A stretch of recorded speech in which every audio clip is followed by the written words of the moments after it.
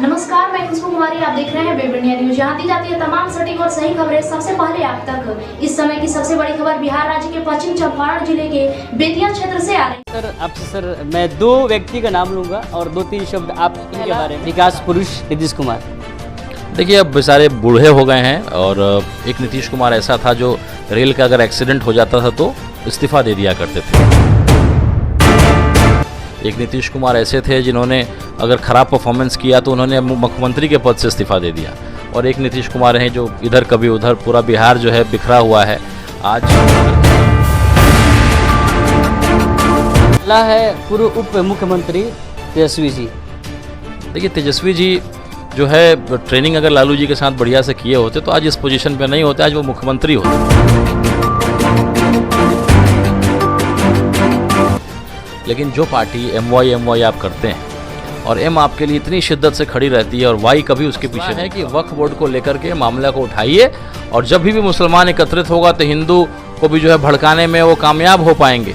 लेकिन अब वो माहौल नहीं है, ये देख लिया है लोगों ने। इसीलिए आप अयोध्या से चुनाव हार जाते हैं और हिंदू मुस्लिम के मुद्दे पे अब आप मोदी मैजिक जो चलाते थे वो खत्म हो चुका है। इसीलिए यहाँ के एक एक विधायक, खास करके आपके इस जिला के विधायकों को पसीने छूटे हुए हैं सदस्यता अभियान में, क्योंकि उनको मालूम है कि मोदी मैजिक नहीं चलेगा। और आपने तो मोदी के गाने के अलावा कुछ किया नहीं है, खुद तो कोई काम जमीन पे किया। राजनीतिक क्षेत्र की बात करें, सबका अलग अलग समीकरण है। सभी लोग आते हैं अपने वर्ग समुदाय जात की बात करते हैं। AIMYM का क्या समीकरण रहेगा इस विधानसभा चुनाव में? देखिए, हमारा समीकरण एक ही है कि हम सेवा करते हैं। जिसकी कोई बात नहीं करता हम उसकी। केंद्र में है, उनकी भी राज्य में। क्या आपको लगता है कि 50 सीटों पर चुनाव लड़ना इतनी आसान हो पाएगी आपको? नहीं, 50 सीट पे जीतने की बात मैं कर रहा हूँ। चुनाव जीतने की बात से? बिल्कुल बिल्कुल। चुनाव तो हम हर सीट पे लड़ेंगे। चुनाव हम हर सीट पे लड़ेंगे, उसकी तैयारी हो रही है। देखिए, हमें अपना सीट बेचना नहीं है, इसलिए हम लोग अगले 1 से 2 महीने में अपने कैंडिडेट। मैं रईस और आप देख रहे हैं वेब इंडिया न्यूज। अभी मैं पश्चिमी चंपारण जिले में उपस्थित हूँ और सबसे बड़ी बात यह है कि जैसे ही लोकसभा चुनाव बीता वैसे ही विधानसभा की तैयारी पार्टियां शुरू कर दी है, चाहे वो राज्य स्तर की पार्टियां हो, चाहे वह किसी अन्य राज्य की पार्टियां हो।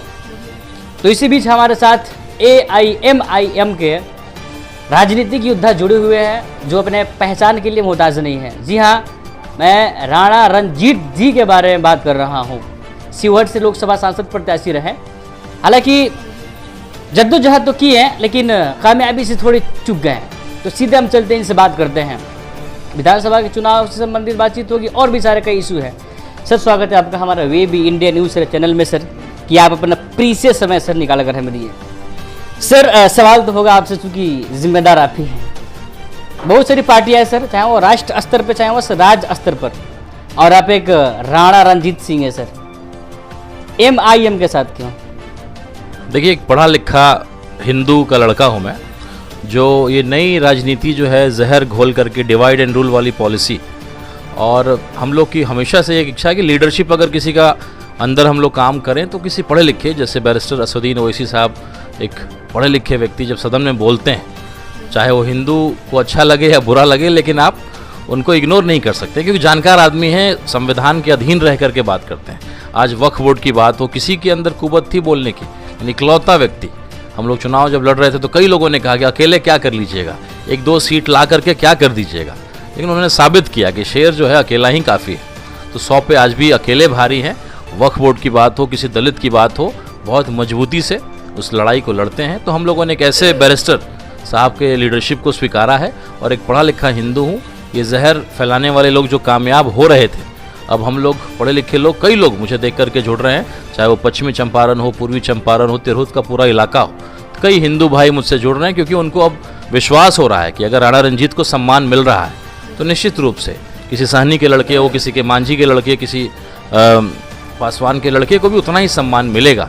तो ये एक शुरुआत हुई है और आप देखिएगा आने वाला जो विधानसभा होगा इसमें हम लोगों ने 50 विधायक का लक्ष्य बनाया है। और आज हम लोग पश्चिम चंपारण के ऐतिहासिक धरती पे हैं, जहाँ कोई भी यात्रा, अगर प्रशांत किशोर जी ने यात्रा शुरू किया हो, चाहे महात्मा गांधी ने शुरू किया हो, या कोई भी आज भी कोई यात्रा अगर पूरे देश में कोई शुरू करना चाहता है तो चंपारण की धरती और यही पश्चिमी चंपारण की धरती को चुनते हैं। सर, इस बिहार की सर यदि हम लोग राजनीतिक क्षेत्र की बात करें, सबका अलग अलग समीकरण है। सभी लोग आते हैं अपने वर्ग समुदाय जात की बात करते हैं। AIMYM का क्या समीकरण रहेगा इस विधानसभा चुनाव में? देखिए, हमारा समीकरण एक ही है कि हम सेवा करते हैं। जिसकी कोई बात नहीं करता हम उसकी लड़ाई लड़ते हैं, और थोड़ा समय लगता है। कोई भी पार्टी अचानक से इतनी बड़ी नहीं होती है, लेकिन आप अगर देखिएगा, कैलकुलेट करिएगा, आप पत्रकार हैं, कई पार्टियों को देखा है, नज़दीक से जानते हैं, तो कोई ऐसी पार्टी अकेले अपने दम पे 5 विधायक नहीं ला पाई। आप गिना करके दिखा दीजिए, सब लोग गठबंधन के दौर पे जाते हैं। तो पिछले चुनाव में AIMIM ने 5 विधायक लाया था। आपने 4 को बेशक तोड़ा है, लेकिन विधायकों को तोड़ा है, चूंकि बिक गए वो पैसे के दम पे। लेकिन हमारी जनता हमारे साथ है आज भी। और एक जो हमारे प्रदेश अध्यक्ष अख्तरुल ईमान साहब, उनको आप नहीं तोड़ पाए। करोड़ों का ऑफर दिया, मंत्रालय एक से एक बड़ा ऑफर दिया, लेकिन नहीं टूटा। वही हमारी पहचान है। MIM भी इसी के लिए जानी जाती है कि जो भी है 100 लोग नहीं चाहिए, एक वफादार और एक शेर चाहिए। हम लोग वही ढूंढते हुए इस कड़ी में आज हम लोग यहाँ लौरिया प्रखंड में हम लोग उपस्थित हैं। और नरकटिया विधानसभा जो है, जो वर्मा फैमिली के चंगुल से इनको आज़ाद कराने का संकल्प लेकर के आए हैं, कि लंबे समय से दोनों पार्टियों से इन्हीं के परिवार का कोई ना कोई चला आता है और यहाँ की जनता को कोई विकल्प नहीं मिल रहा था।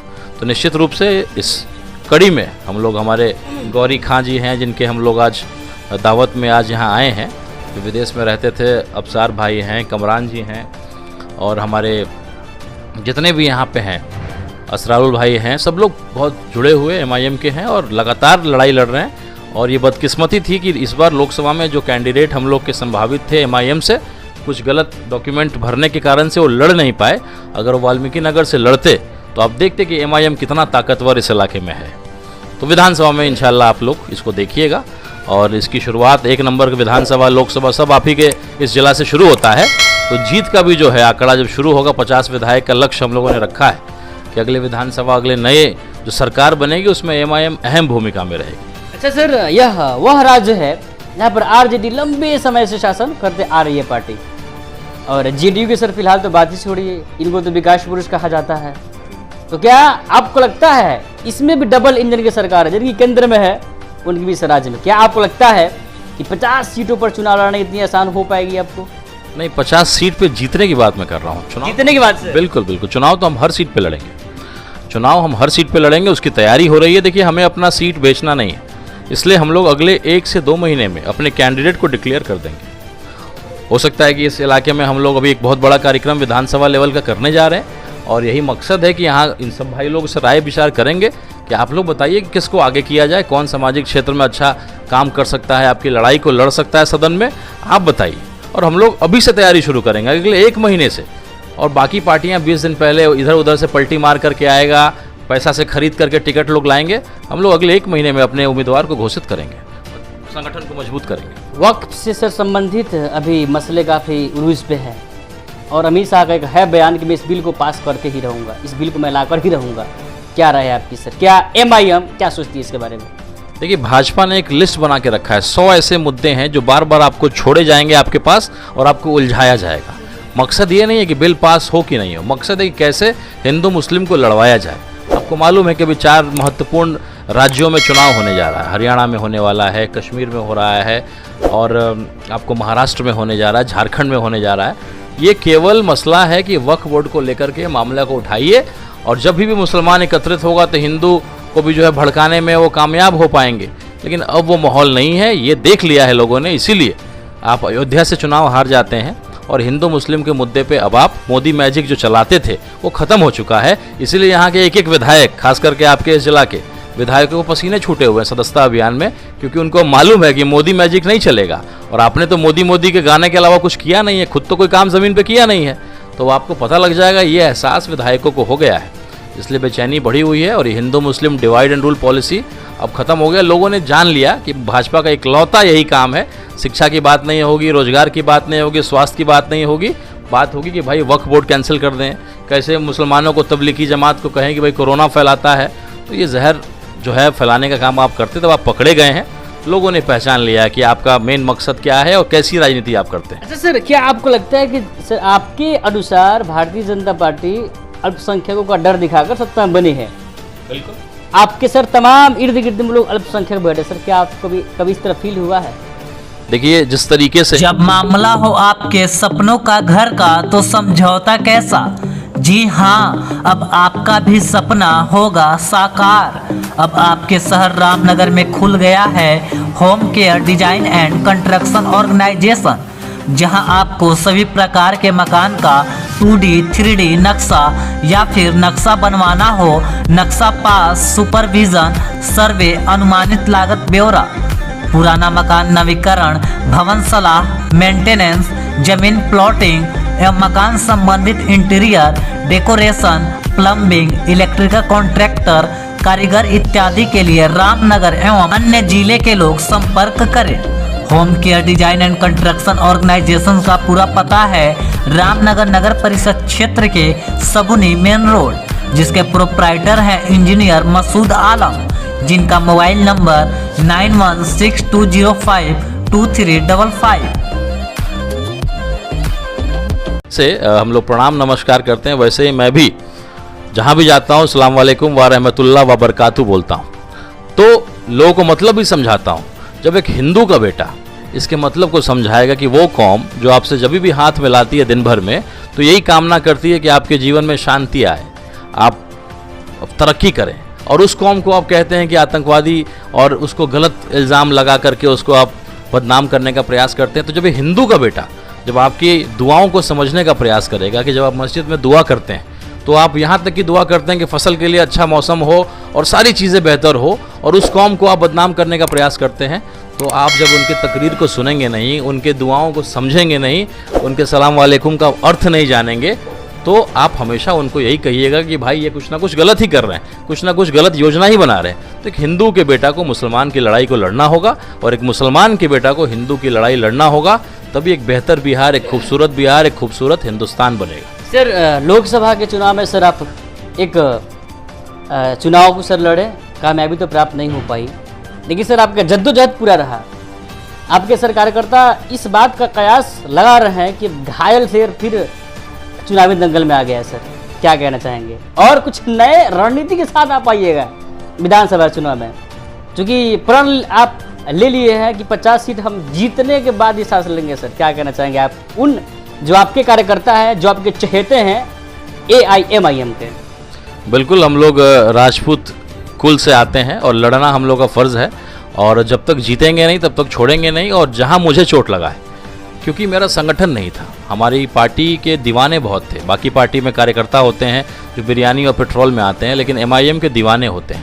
लेकिन इन दीवानों को संगठित नहीं किया गया था, हमारा संगठन नहीं था, और इसलिए मैं अपने वोट को समेट करके EVM तक नहीं पहुंचा पाया। तो इस तकलीफ़ को मैंने जाना है, कमज़ोरी को पहचाना है, और केवल मेरा एक ही मकसद है कि कैसे मैं संगठन को मजबूत करूं हर क्षेत्र में, ताकि मेरा कोई भाई जब आने वाला विधानसभा लड़े, मेरा कोई भाई आने वाला प्रमुख का चुनाव लड़े, जिला परिषद का चुनाव लड़े, मुखिया का लड़े, तो संगठन पूरी तरीके से मजबूती से उसका साथ दे, और जहां उसका भाई गिरा और चोट खाया वहां मेरा कोई दूसरा भाई चोट ना खाए, केवल और केवल यही मकसद है। सर आखिरी सर आपसे सवाल है, पिछले विधानसभा चुनाव में AIMIM के 5 विधायक जीते थे, इसमें से 4 सो कॉल्ड, या आप उनको सेकुलर पार्टी कहिए, वे RJD में चले गए हैं। और वैसी साहब ने ये भी अपना बयान तो दे दिए, ये लोग 1-1 करोड़ लिए हैं। वो मेरे पास है बयान सर, मैं आपको दिखा दूंगा। आप पे सर कैसे जनता बिलीव करे, यकीन करे, आपके दीवाने कैसे यकीन करे? सर आपके बहुत ज़्यादा AIMIM में, खासकर मैं पश्चिमी चंपारण की बात करूँ, बहुत ज़्यादा दीवाने हो गए सर। क्या कहना चाहेंगे, आप पर कैसे बिलीव करें कि आप अख्तरुल ईमान जैसे ही साथ दीजिएगा AIMIM को? देखिए, मैं तो एक हिंदू का बेटा हूं, अगर कोई मुसलमान का बेटा भी मेरी तरीके से इतनी शिद्दत से चुनाव अगर लड़ा होता, और किसी कारण से हमारे सदर साहब नहीं आ पाए कार्यक्रम में, तो वो उसकी नाराज़गी बोले, चाहे जो कार्यकर्ता थे लास्ट में कहीं ना कहीं बदल गए, और जिस कौम के बूते हम लोग आए थे कि भाई ये मुसलमानों की क़यादत को मजबूत करने वाली पार्टी है, दलित को मजबूत करने वाली पार्टी है, तो उनका भी साथ नहीं मिलना, तो उसके बाद निश्चित रूप से मेरी जगह अगर कोई दूसरा होता तो इस पार्टी को छोड़ देता। और यही लोगों ने कयास लगाया था कि भाई ये केवल चुनाव में आए हैं और चुनाव लड़ेंगे और उसके बाद पार्टी को छोड़ देंगे, लेकिन पार्टी को नहीं छोड़ा, और आज बहुत शिद्दत से, कोई पुराने कार्यकर्ता जितनी शिद्दत से नहीं काम कर रहे हो, मैं काम कर रहा हूँ। तो निश्चित रूप से अगर आप कह रहे हैं कि ये दीवाने मेरे, अगर पश्चिम चंपारण जहाँ से मैं चुनाव नहीं लड़ा था, अगर मेरे चाहने वाले लोग अगर मुंबई में हैं, मुजफ्फरपुर में है, तो मैं चुनाव जीता हूँ, मैं हारा कहाँ हूँ। ये इसी नाम के लिए और इसी पहचान के लिए तो कोई नेता बनना चाहता है कि आप जब कुछ बोलें आपके पीछे एक बहुत बड़ी जमात आपकी बात को समझे, आपके पीछे रहे, आपको सुख दुख में खड़ा रहे, आप किसी की लड़ाई लड़े, यही ताकत होता है एक राजनेता का। तो अगर मैं चुनाव शिवहर से लड़ा और पश्चिम चंपारण से लेकर मुजफ्फरपुर से लेकर पूरा तिरहुत और पूरे बिहार के लोग बम्बई में जो रहते हैं, दिल्ली में जो रहते हैं, वो अगर मुझे पसंद करते हैं, मुझे जानते हैं, पहचानते हैं, तो ये मेरी जीत है। मुझे लगता है कि वैसे जो चुनाव में जीत भी जाता, लेकिन इस तरह का पहचान अगर नहीं मिलता तो मैं यही चुनता कि भाई मैं पहचान बनाने आया और राजनीति की शुरुआत किया है। तो अभी जो है पहला चुनाव में लड़ा था, तो अभी तो बहुत लंबी लड़ाई है। सर लास्टली सर आपसे सर मैं 2 व्यक्ति का नाम लूँगा और 2-3 शब्द आप इनके बारे में बताना है। चूँकि विधानसभा का चुनाव है, पहला विकास पुरुष नीतीश कुमार। देखिए अब बेचारे बूढ़े हो गए हैं और एक नीतीश कुमार ऐसा था जो रेल का अगर एक्सीडेंट हो जाता था तो इस्तीफ़ा दे दिया करते थे। एक नीतीश कुमार ऐसे थे जिन्होंने अगर ख़राब परफॉर्मेंस किया तो उन्होंने मुख्यमंत्री के पद से इस्तीफ़ा दे दिया। और एक नीतीश कुमार हैं जो इधर कभी उधर, पूरा बिहार जो है बिखरा हुआ है। आज हर चीज़ का टैक्स इतना भरा हुआ है। हम बिहार के लोग सबसे महंगा बिजली खरीदते हैं। पेट्रोल पंप वाले लोग बेचारे अगर 11 रुपये यूपी में जो है सस्ता मिलता है, आपके बॉर्डर पे भी यूपी है यहाँ से, तो वो बहुत बुरा हालत कर दिया। पहले 5 साल उन्होंने बहुत अच्छा काम किया था। ये हमारी बदनसीबी है कि जो आया लंबे टाइम तक आया। अब हम लोग चाहते हैं कि अब वो तीर्थ की तरफ बढ़ें और एक नया मुख्यमंत्री, कोई ऊर्जावान मुख्यमंत्री, एक विजनरी आदमी यहाँ का सीएम बने और बिहार को जो निचले पायदान पे उसको बेहतर जगह लेके जाए। सर अगला है पूर्व उप मुख्यमंत्री तेजस्वी जी। देखिए तेजस्वी जी जो है ट्रेनिंग अगर लालू जी के साथ बढ़िया से किए होते तो आज इस पोजीशन पे नहीं होते, आज वो मुख्यमंत्री होते। लेकिन जो पार्टी एम वाई आप करते हैं और एम आपके लिए इतनी शिद्दत से खड़ी रहती है और वाई कभी उसके पीछे नहीं खड़ा होता। कई एग्जाम्पल, फातमी साहब बेचारे अभी जगह जगह घूम रहे हैं, कह रहे हैं कि नहीं मुसलमानों को ये पार्टी इज्जत करती है, लेकिन उनको खुद जो है दरभंगा से टिकट मिलना चाहिए, मधुबनी से टिकट दे दिया। हिना साहब चुनाव अगर हारी, अगर आरजेडी ने कैंडिडेट नहीं खड़ा किया होता तो साहबुद्दीन साहब को एक श्रद्धांजलि अर्पित होता और हिना साहब आज लोकसभा में होती, लेकिन आपने कैंडिडेट खड़ा कर दिया। तो कहीं ना कहीं जो आपकी पार्टी को सींचा, इतने शिद्दत से आपके लिए काम किया, आप उसके नहीं हुए तो आप किस मुसलमान के होइएगा। चलिए सर आपका सर बहुत बहुत धन्यवाद, अपना मूल्यवान समय दिए। तो ये थे AIMIM के राणा रणजीत सिंह, जिन्होंने अपनी बात को बेबाकी से रखी और साथ में जो भी सत्ता में पार्टी है या विपक्षी पार्टी रह चुकी है सत्ता के विरुद्ध, इनको भी निशाना साधा। लेकिन घायल शेर फिर शिकार के लिए निकल चुका है। क्या रणनीति होगी इस विधानसभा चुनाव में, ये तो देखेंगे। तब तक के लिए विजिट कीजिए हमारे चैनल में। मैं रईसुल आजम, कैमरा पर्सन कलीम कुरैशी के साथ वेब इंडिया न्यूज़, पश्चिमी चंपारण, बेतिया। अब आप भी बनेंगे करोड़पति। जी हाँ, अब आपका भी सपना होगा साकार। जी हाँ, अब आपके शहर रामनगर में खुल गया है परफेक्ट एंटरप्राइजेस, जहां आपको म्यूचुअल फंड, शेयर मार्केट की दी जाती है विशेष प्रकार से सुझाव। यहां आपको सभी प्रकार के कंपनियों का रजिस्ट्रेशन ऑफ लाइसेंस की दी जाती है सबसे अच्छी सुविधा। यहां आपको pitch deck, trademark, FSSAI licence, legal agreement, project report for bank loan, income tax return filing, company compliance, MSMI registration, startup India registration, digital signature certificate, GST registration and return की दी जाती है आपको विशेष सुविधा। परफेक्ट एंटरप्राइजेस आपको India के सबसे तेज Blue Dart Express, DTDC courier सेवा, इंडिया पोस्ट, DHL शिपिंग सेवा, delivery, express fees, ecom express जैसे इंडिया के किसी भी जगह आप अपना कुरियर परफेक्ट एंटरप्राइजेस के माध्यम से सबसे तेज भेज सकते हैं। अब पासपोर्ट, ड्राइविंग लाइसेंस की सबसे अच्छी सुविधा यहाँ से प्राप्त करें। यहाँ आपको सहज वसुधा केंद्र की सुविधा उपलब्ध है, जैसे आप अपना किसी भी प्रकार बिल पेमेंट जमा करा सकते हैं। आधार कार्ड से पैसे निकासी की सुविधा, बैंकिंग, सरकारी सुविधा, रिचार्ज की सुविधा, अकाउंट में पैसे भेजना, लोन की सुविधा, बीमा premium payment, scholarship, pan card, entertainment, OTT, micro ATM, travel service, insurance समेत संपूर्ण ऑनलाइन संबंधित सभी कार्य की सुविधा यहाँ से प्राप्त करें। परफेक्ट एंटरप्राइजेस का पूरा पता है HDFC बैंक कैंपस हरिनगर, पश्चिमी चंपारण, बिहार, जिसके प्रोपराइटर है असद खान, जिनका मोबाइल नंबर 7319975603